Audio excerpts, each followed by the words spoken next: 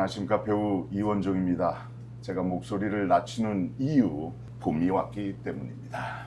따뜻한 봄날이 왔습니다. 여러분, 제가 요즘 할 일이 없어서 톡쇼 하나를 런칭했습니다. 은혜로운 식탁을 런칭했습니다. 반갑습니다. 자, 이 은혜로운 식탁을 꽉꽉 채워줄 셰프님들을 소개해드리겠습니다. 먼저 이분은 진짜 셰프야. 중식의 전설 여경래 셰프님. 안녕하세요. 충렬하고는 여경래입니다. 반갑습니다. 예, 이분은 말로 요리를 합니다. 최강욱 셰프님. 예,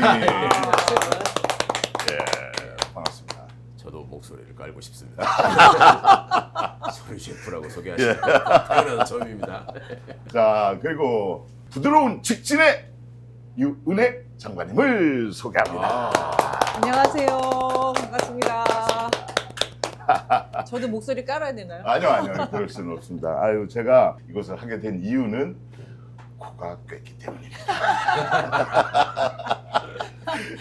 왜 제목이 은혜로운 식탁이겠습니까? 이것을 보시는 분들은 이미 눈치를 채셨겠지만 은혜로운 식탁입니다. 우리 윤혜 전 장관님께서 경기도 교육감에 출마를 선언했습니다. 그런데 참 얼굴 크고 뭐 또 조폭같이 생긴 이원종이 윤혜 캠프의 후원 회장 겸 공동 선대위원장을 맡았습니다. 그러시구나. 모르셨어요? 네, 모르고 있었어요. 예. 죄송합니다.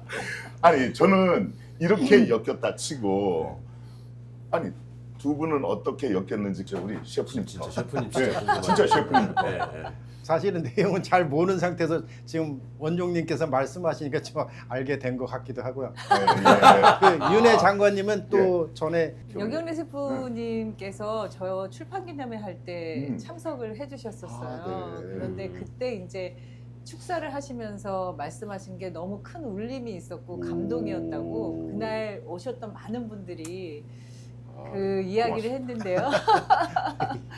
저희들은 이제 한국에 살고 있는 화교입니다. 저는 이제 예. 2세대, 아이들은 3세대 이런 경우가 되는데요. 이제 저희들도 월급 받으면 세금이나 그런 거 다 내고 있으니까 낼 거 다 내고 하는데 이제 아이들이 그 학교에서 학교를 다니는데 급식 같은 걸 저희들이 못 받고 있으니까 그래서 그래요? 네, 그래서 네, 그런 그런 부분에 것이- 대한 오. 것들을 예, 장관이 또 이거 요번에 그 출마하시니까 하여튼 우리나라에 살고 있는 모든 아이들은 음, 똑같이 차별 없이 음. 모든 교육적인 환경이 같아야 되잖아요. 그렇죠. 근데 이제 말씀하셨던 그 일이 작년에 부산에서부터 네, 부산 네. 교육청에서부터 이제 시작이 돼서 최근에는 아마 서울교육청도 이 아이들 급식 지원하는 것으로 결정한 것으로 제가 알고 있거든요. 그래서 이제 최근에 전체적으로 또 좀 이제 아주 확대가 확인은 되고 있는 못했지만 것 같습니다. 그렇게 네. 한다는 거 어쨌든 방향은 네. 긍정적으로 가주는 것 같아서 네, 네, 네. 이제 대한민국 같아도 저는 개인적으로 상당히 그럼요. 고맙다고 생각합니다. 최강 변호사님은 두 분이 어떤 관계인데 코가 끼셨어요? 저는 예. 뭐 그게 부적절한 관계는 아니고요.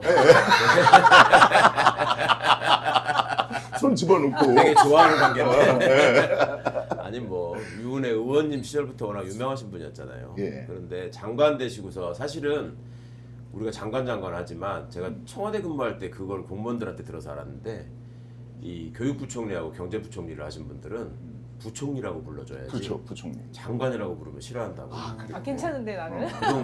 그 동네 애들은 되게 교육부 장관님은 장관님이라고 부르면 큰일 나는 줄 알더라고요. 어, 그래서 제가 야, 부총리님. 장관인데 뭘 그러냐고 혼낸 적도 있고 그랬는데 하여튼 부총리 되시고 나서 제가 뵙고 그 식사할 기회가 있었어요.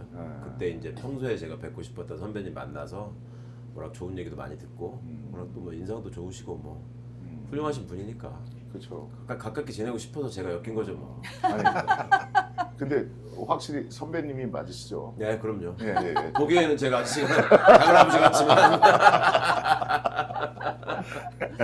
우리 유튜브 제목이 은혜로운 식탁인데 뭐라도 좀 먹어가면서 해야 네, 되는 식탁이 거 너무 아닌가? 이거 지금 너무 뭐, 허전하네. 가만히 이거. 있어봐. 제가 주방 가서 좀 만들어 올까요? 아, 그 그럴까요? 면세이 지금 그러면은 기대돼. 그 진짜 셰프님이 계시니까 그럼요. 우리 좀 예. 먹으면서 그래야 될 것 같은데. 진짜로. 음료수도 좀 갖다 놓고 네. 그렇게 시작하겠습니다. 잠시 끊고 가겠습니다. 네. 안 끊어도 돼요.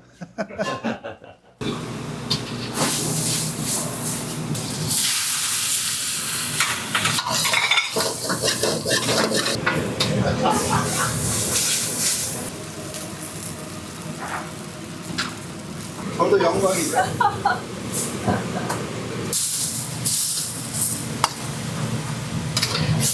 사진 한번 찍. 야, 맛있는 옮겨. 떡볶이가 나왔습니다. 저희가 먹어도 첫 번째 될까요? 주신 요리 아니, 그럼요. 이 제목을 몰라가지고요. 그냥 이게 팔보채인데요. 팔보채. 팔보채. 우리가 본 팔부채보다 훨씬 화려한 것 같은데. 그러니까. 팔보채는 말 그대로 8가지 귀한 재료가 들어가서 만든 건데요. 그럼 9가지를 넣게 되면 그 이름을 뭐라고 하지? 구보채라고 해야죠. 한 가지를 뺐어요. 주방에 어저께 마늘로 삶아갖고 재료 아. 하나 뺐어. 그럼 7보채. 팔보채. 네, 맛있게 드십시오. 예. 잘 먹겠습니다. 네. 먹어보자. 너무 맛있어. 아 이제 좀 은혜로운 식탁 같네. 네. 이 떡볶이를 드셔보세요. 네, 아까 제가 떡볶이. 몰래 주방에서 제일 좋은 거는 몰래 훔쳐 먹을 수 있으니까 딱 먹어봐. 장관이 했다고 딱, 오 진짜 맛있네. 맛있어요? 네, 맛있었어요. 아 진짜 맛있어요, 셰프님? 네, 진짜. 여기에 잘 어울리지는 않잖아. 떡볶이를 한 이유가 있어요? 이가 잘할 줄 제가 아는 게 이것만. 떡볶이를 좋아하기도 하고 음. 제가 예전에 분식집을 한 적이 있어요. 언제요? 왜? 진짜로? 예. 나 처음 들어봐. 네, 그것도 놀라운 사실이네. 예. 진짜 아니, 분식집을 했다고요? 예. 우리가 아는 그 분식집? 응. 그래서 라면하고 네. 떡볶이하고 그때 참치 비빔밥을 메뉴로 했었어요. 근데 근데 사실 제가 요리를 잘 못하는데 음. 우리 큰애가 한 2~3살, 90 한 2~3년 그 경이었던 것 같아요. 근데 추계 예대 있잖아요. 저희 네. 서대문 구가운동. 음. 추계 예대 교문 앞 10m예요. 분식집 이름이 교문 앞 10m였어요. 좀 부유틱하게 생겼잖아. 뭐 이대 나왔을 하죠. 것 같고 느낌이 좀 외국 무지하게 유학도 우아하고. 갔다 왔을 것 같고 교회 피아노 치는 누나 이런 정도 느낌 아니야? 그렇죠. 응. 근데 분식집이라니 나는 아무리 가서 고백해도 웃기만 하는 누나 뭐 이런 사람이 같이 생겼는데. 아니 그때 저희가 이제 사실 뭐 학생 운동하고 노동 운동하고 뭐 또 수배 생활도 하고 이러면서 이제 흉악범 출신이요. 예. 진짜 무슨 뭐? 흉악범. 흉악범. 그 시절에 그 얼마나 흉악범이라고 나라를 전복시키는 사람들이라고 그랬는데. 참 그러다 그게 안 보니까 생겼는데, 이제 애기 낳고 우리 어쨌든 생계를 유지해야 되잖아요. 네. 그때도 이제 밖에서 시민사회단체 활동하고 그때는 뭐 월급을 받는 데가 없었잖아요. 그냥 자기가 이제 하고 싶은 일 정말 사회적인 어떤 그 가치를 실현하기 위해서 한다고 생각했으니까. 그런데 이제 뭐 생활을 해야 되고 애도 하나 낳고 그랬으니까. 그래서 이제 뭐 한번 해보자. 그래서 이제 시작을 해봤죠. 근데 셰프님 좀 신기하지 않으세요? 어떻게 삐뚤어지면은 젊었을 때 학생 운동하고 노동 운동하고 도망다니다가 분식집 삐뚤어진다고. 하는지 사회 질서에 순응을 해야지. 국가사법문제야. 독재 체제에서는 거기에 충성해서 출세하고 그리고 끝나고 나면 또 자리 받아가지고 장관하고 권력도 누리고. 그럼 장관하면서 또 수틀리면 쿠데타도 한번 하고 그게 재산도 대한민국. 모으고. 아니 데모하고 빵 가고 이런 건 이렇게 생긴 사람들이 해. 그러니까 이렇게 생긴 사람 안 해. 야, 이런 사람 해. 근데 얼굴 왜 어디에 그러신 거예요? 그 능력이 없잖아. 왜 삐뚤어지신 거예요? 아, 다 이유가 있는 사람들이 이유가 삐뚤어지는 있지. 게. 네. 이유가 있지. 음. 저희 모교를 또 이렇게 밝히고 얘기하면 또 좀 누가 될지도 모르겠는데 밝히셔야죠. 제가 왜. 송공여고를 음. 다녔거든요. 근데 거기가 이제 아버지, 딸, 아들, 부인 막 이게 약간 그런 사학 족벌 체제처럼 예. 그래서 이제 학교가 좀 문제가 있었어가지고 제가 고등학교 2학년 때 고등학교 3학년 선배 언니들이 이제 등교 거부를 한 거예요. 야. 고등학생들이 고등학생들이. 얼마나 심했으면 쉽지 않은데 그때 교복 세대인데. 교복 그렇죠. 세대죠. 우리 교련했던 세대예요. 그렇죠. 나경원네 아빠가 거기 이사장도 하고 그러진 않았을 것 같은데. 거긴 아니에요. 글쎄. 거긴 아닌데 거긴 아니고 아이고 문제야. 야. 그래서 제가 고등학교 2학년 때 3학년 그 선배 언니들하고 등교 거부를 하자. 그 선배 언니가 이제 총 지휘를 하고 우리 2학년들은 이제 버스 타고 애들이 학교 오는 그 버스 정류장마다 배치를 해서 애들이 이제 버스 타고 오는 거를 오늘 학교 가지 마라. 그리고 이제 버스 다 집으로 돌려보내고 뭐 이유가 주동자로. 비리도 있었고 학교 안에서 제대로 이제 교육을 못 받고 있다는 이런 게 우리 또 선배 언니들은 더 컸었던 것 같아요. 뭔가 이제 그때는 뭐가 이게 사학 비리다 이런 용어도 잘 몰랐을 때죠. 혹은 그럼 뭐 학생회에 자기 계셨어요? 그때는 학생회가 아니라 학도국단이라는 게 학도국단. 있으니까요. 그러니까 간부셨냐? 학도국단 중대장. 제가 키가 크잖아요. 어. 그래서 늘 그런 뭐 소대장, 뭐 중대장, 중대장, 무슨 뭐 이런 걸 항상 했었어요. 연대장이 총학생회. 그렇죠. 연대장은 이제 3학년 언니고. 다 젊어 보이시는데 연식이 오래되셨군요. 학도국단도 알고. 뭐예요? 저는 그게? 교련했어요 학교 다닐 때. 그럼요. 그러니까 그런 거 생각하면 저는 군사독재 시절이기 때문에 이제 그렇기도 하지만 그때는 정말 전 사회가 그냥 군대였잖아요. 그랬죠. 6시 딱 되면 길 가다가 서가지고 태극기 바라보면서 국회 저거 해야 하나씩. 되고, 예, 예. 그러니까 지금 보면 대한민국에서 왜 보수를 참칭하는 수구 세력의 특징 중에 하나가 교육에 관심이 많아. 맞아. 그러니까 나쁜 짓을 하니까 자기들 한 거를 정당화시키는 교육도 해야 되고 사람들 눈속임 하는 교육도 그렇지. 많이 했고 그 다음에 철저하게 이렇게 수능하는 교육 그렇죠. 상명하복을 가르치는 맞아요. 교육을 하잖아요. 그러니까 뭐 국민교육은 이제 외우라 그러고 완전히 서열화하고 군사 문화 완전 군대식으로 네, 하잖아. 네. 예. 그러니까 그 사람들은 지금도 그걸 끊지 않고 하는 게 맨날 정권만 잡으면 국정교과서 뭐 해야 된다 그러고 그렇죠. 역사교육 바꿔야 된다 그러고 하다못해 바깥에서 리박스쿨이라도 하고 그 짓을 하는데 난 그거 충격적이에요. 그러니까 이게 뭔가 정당한 가치에 대한 인식들이 사람들한테 생기는 게 싫은 거지. 자기들의 맞아. 지배력을 강화하는 데 있어서 사람들이 깨어나는 게 싫은 거예요. 근데 우리 쪽은 정작 우리 쪽 민주개혁 진영은 정작 그렇게 절실하게 교육에 대해서 관심이 있었던가 이건 좀 생각해 볼 필요가 있는 것 같아요. 제가 81학번이잖아요. 80년 광주의 진실을 대학 입학해서 알게 된 거예요. 예. 우리 고등학교 3학년 때 그거 아무도 안 알려줬고 음. TV에서 뭐 언론에서 보도를 안 했으니까 81년도 3월에 딱 입학을 했는데 3월 말쯤 한 선배가 그 5층 대학본부 건물 옥상에 올라가지고 굴뚝에 몸을 묻고 뭐를 막 이제 떠드는 거예요. 근데 난 저게 너무 놀래죠. 충격적이죠. 근데 그때 이제 뭐 유인물을 막 뿌리고 그랬는데 뭐 몇 분 걸리지도 않아서 후다다닥 경찰한테 이제 잡혀서 끌려가는데 정말 이렇게 개 끌고 가듯이 그랬었죠. 질질질질 끌고 가는 거를 보면서 저는 그 장면이 지금도 너무 생생한 거예요. 그래서 그게 너무 충격적이었어. 그래서 이제 유인물 바닥에 떨어진 거를 딱 보니까 거기에 그게 있었어요. 80년 5월 광주의 진실을 밝혀야 된다. 그런 진상 규명에 대한 요구가 있어가지고 이제 그때부터 관심을 갖게 된 거죠. 저 사람은 왜 저 옥상에 올라가서 혼자 저렇게 소리 지르다가 5분도 안 돼서 경찰한테 저렇게 끌려가나. 그러면서 이제 진짜 총칼로 무자비하게 시민들을 학살하는 그런 장면들, 기록들을 다 보게 된 거죠. 그래서 그때 사실 80년 초반에 학생운동 했던 많은 사람들은 저와 같은 광주에 대한 진실을 알게 되면서 20대 자기의 삶이, 청춘이 바뀐 거죠.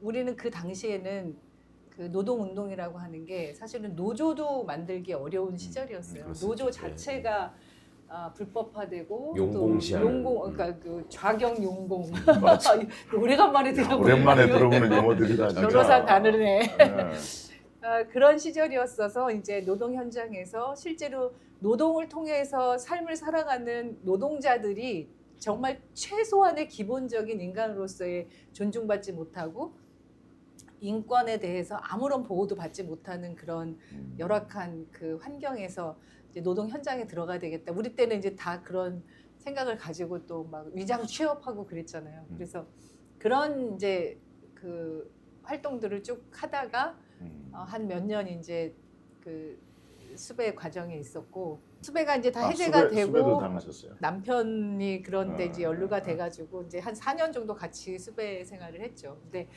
밖에서 활동할 수 있는 시민사회단체 활동들을 하다 보니까 뭔가 이제 아까도 말씀드렸지만 생활은 또 해야 되고 하니까 이제 잘 모르지만 한번 해보자 그래서 이제 분식집을 한 거죠. 떡볶이 다시 한번 네. 먹어봐야 되겠네. 진짜 이 민주떡볶이를 네. 수배떡볶이. 굉장히 매울 것 같은데 또 나름 달콤합니다. 이 역사를 알고 또 음식을 먹으면은 뭔가 또 달라. 진짜 음, 교육이 좀 어렵다고 생각하는 게 우리는 같은 시대를 살아봤으니까 이제 말씀을 어떤 의미인지 또 그때 기억도 떠오르고 재밌게 듣는데 사실 지금 젊은 친구들한테는 우리 대학 다닐 때 6.25 전쟁 얘기하는 거하고 똑같은 소리가 맞아요. 이게 이런 시간 차이로 얘기하면 해보면 진짜 싫어하고. 그래. 근데 맞아요. 이제 그걸 또 그런 역사를 또 잊고 살 수는 없는 거잖아요. 그럼. 그리고 저는 학부모로서 제가 개인적으로 스스로 좀 놀랐던 경험을 한 게 이명박 때 광우병 시위를 하는데 그때 학생들이 이제 특히 그때 여고생들이 그 촛불 소녀들이 그때 처음 나온 말이에요. 그 시위하고 하는데 그때만 해도 이제 전경들이 막 사람들 무자비하게 진압하고 이럴 때니까 어느 정도 시간이 지나면 사람들 막 이렇게 몰았다고 해산시키면서. 근데 물대포 쏘고 막 그랬잖아요. 그렇죠. 예, 물대포 쏘고. 그러니까 이제 지하철역 계단으로 막 사람들이 우르르 막 도망 내려오고 막 이런 저기가 있었는데 저 세종문화회관 뒤쪽인가 어디서 여학생 하나가 전경한테 쫓기다가 넘어진 거야. 그러니까 이걸 때리려고 하는 거야 이제. 그러니까 이 친구가 숨었는데 그 차 밑으로 이렇게 굴러들어가 숨은 거예요.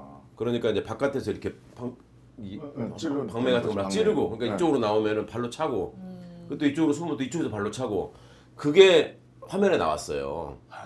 그거를 우리 큰애랑 같이 본 거야 이제. 그러니까 애들은 초등학교를 다니고 있을 때인데. 아빠 경찰관은 시민을 보호해주고 시민을 안전하게 해주는 사람이라고 그랬는데 저 사람들 누구냐는 거예요. 저 사람들 왜 경찰이 안 잡아가냐는 거야. 시민을 저렇게 때리는 사람을. 그래서 저 경찰이다. 그러니까 아니 경찰이 어떻게 저럴 수가 있냐는 거야. 근데 저는 그때 순간적으로 저것들은 원래 저런 거 하는 놈들이야. 이렇게 얘기를 했어. 애들이 얼마나 혼란스러웠을까. 우리는 어릴 때 맨 그런 경찰들만 보고 그래 짭짤하고 한 거 아니에요.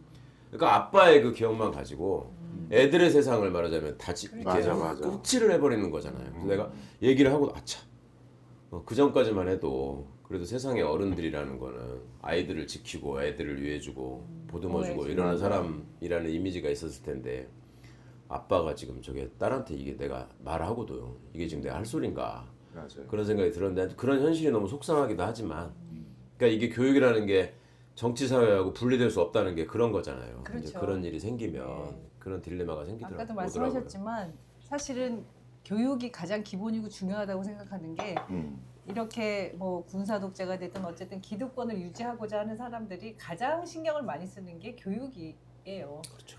교육을 통해서 미래 세대들이 자기들의 이런 것들을 그냥 쫓아오게 만들어야 되니까. 네, 계속 그렇게 만들어야 그래서 되니까. 늘 학교 현장이 보수화되고 지금 뭐 이제 우경화된다는 우려까지 있는데 그래서 바꿔야 된다. 아이들이 저마다 자기가 스스로 생각하고 판단할 수 있어야 되고 함께 사는 공동체 안에서 어떤 문제가 있으면 그 문제에 대해서 직시하고 직면해서 해결할 수 있는 이런 것들을 애들이 이제 학교 다니면서 배워야 되는데 우리가 그런 교육 시스템에서 이제 학교 생활을 하지 못했기 때문에 지금은 그렇게 달라져야 된다. 근데 민주진영에서는 사실 처음으로 이제 경기도가 2009년에 김상문 교육감 되면서 그런 민주진보 진영의 교육 과정 운영을 새롭게 이제 바꾸기 시작한 게 경기도에서 한 경기도 10여 년 교육이 이상 원조죠 그게 원조인데. 지속이 되었던 거죠. 그래서 경기도 교육이 사실 대한민국 교육을 선도해 왔던 역사 이런 게 있었던 거죠. 그러니까 교육감 한 분이 좋은 생각을 가지고 아이들에게 이렇게 해야 되겠다라는 생각만 가지고도 굉장히 달라지잖아요. 학교가 문화도 달라지고. 그렇죠. 네. 네. 그러니까 교육감이 이렇게 중요한데. 맞아요. 저는 이제 한국 사회의 교육이라는 게 그동안에 무슨 출세의 사다리처럼 인식된 게 있었잖아요. 그 어릴 때 맨날 듣는 얘기가 어디 가야지 출세한다 뭐 이런 소리 들으면서 있으면서 저는 이제 내란과를 다닌 애들 봤잖아요. 같은 시기에 다니면서. 그리고 내란과 아닌 또 서울대 다닌 애들 봤잖아요. 그럼 걔들이 학창 시절에 보였던 모습들이 있잖아요.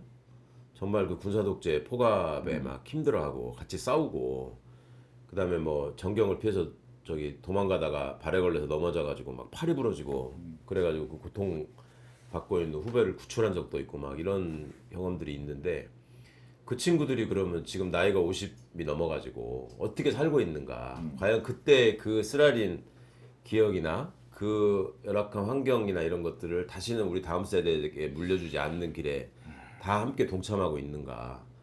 근데 그게 아니라는 거죠. 문제는. 예. 이번에 이제 내란 세력의 거기에 핵심에 있었던 자들이 다 80년대 대학을 다닌 사람들이고 그 시절에 수많은 사람들이 그런 나하고 일면식도 없는 사람들이 억울하게 죽어갔다는 것 때문에 그렇게 분노해가지고 고등학생들조차도 교문을 박차고 나오려고 했던 시기에 같은 시절에 같은 공기 안에서 같은 학교 안에서 교육을 받은 사람들인데 그게 어느 순간 저렇게 다 괴물이 돼가지고 쿠데타를 하는데 가담을 한단 말이죠.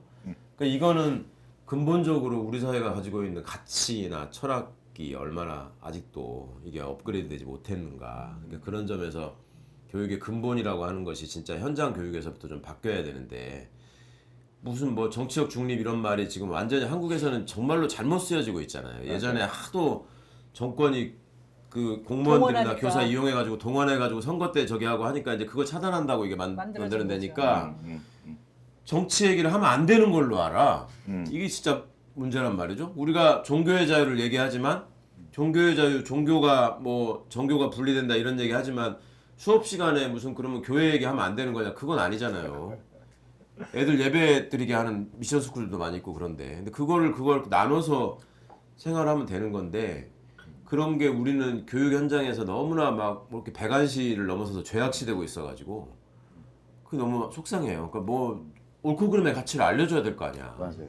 그 제가 이제 한 6개월 정도 베를린에서 이제 장관 퇴임한 후에 이제 있을 기회가 있어서 거기 그 교육과정 아이들 학교 이런 거 들여다볼 기회가 있었는데 거기는 이제 주 헌법 주의 법으로 베를린 주면 베를린 주의 법으로 아이들이 정치 교육을 받게 되어 있어요. 그렇죠.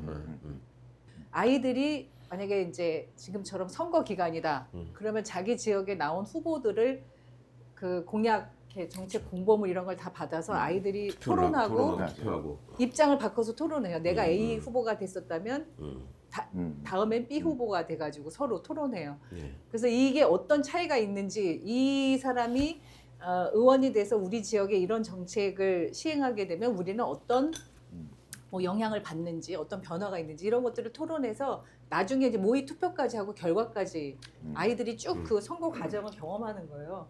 그러면서 토론하고 의견의 차이를 이해하고 이게 좁혀질 수 있는 건지 정말 이거는 잘못된 것인지를 판단하게 하죠.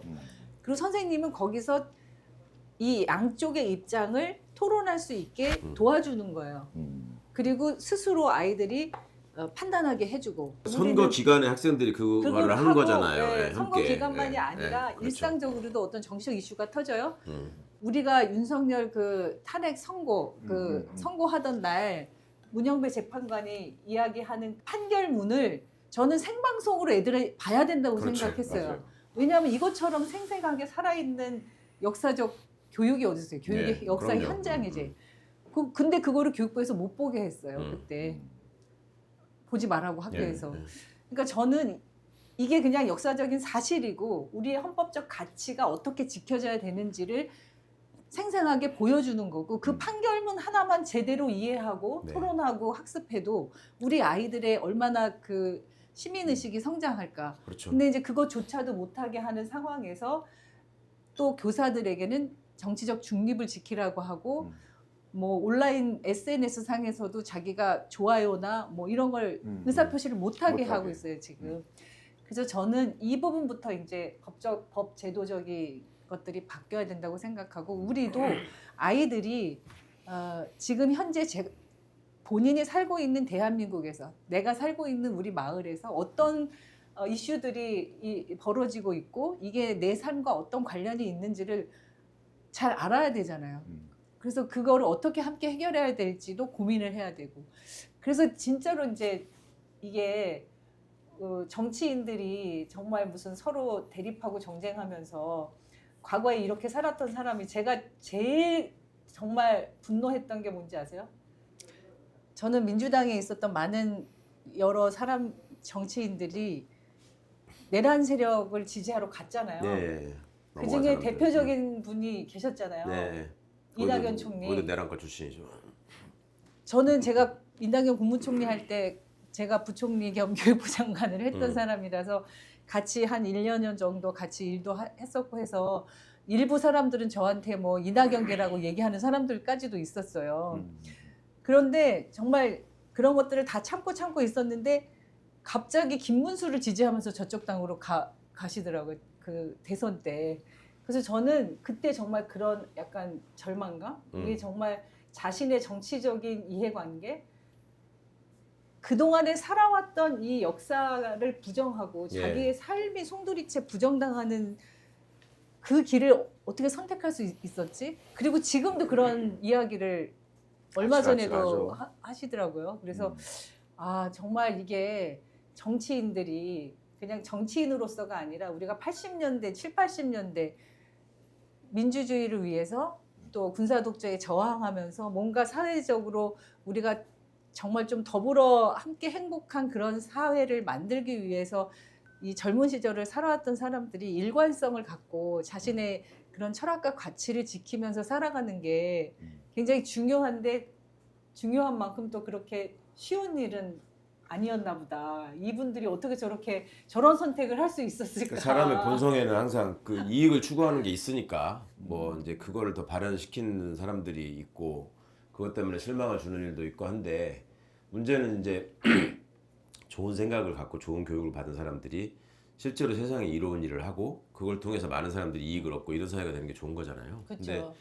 아까 이제 말씀해 주신 독일의 현실 같은 게 그게 독일이 원래부터 그랬던 게 아니라 그렇죠. 2차 거기가 이제 대전 히틀러를 이후에 겪고 그렇죠. 예, 사회적인 반성을 통해서 우리가 다시 그런 짓을 안 하려면 어떻게 해야 되느냐의 결과물로 토론해야 된다. 교육 현장에서 그런 것들이 활성화돼야 된다. 실제화돼야 된다. 그래서 실제로 독일의 의회는 의원 중에 제일 많은 비중을 차지하는 전직 직업이 교사예요, 교사. 맞아요. 예. 네.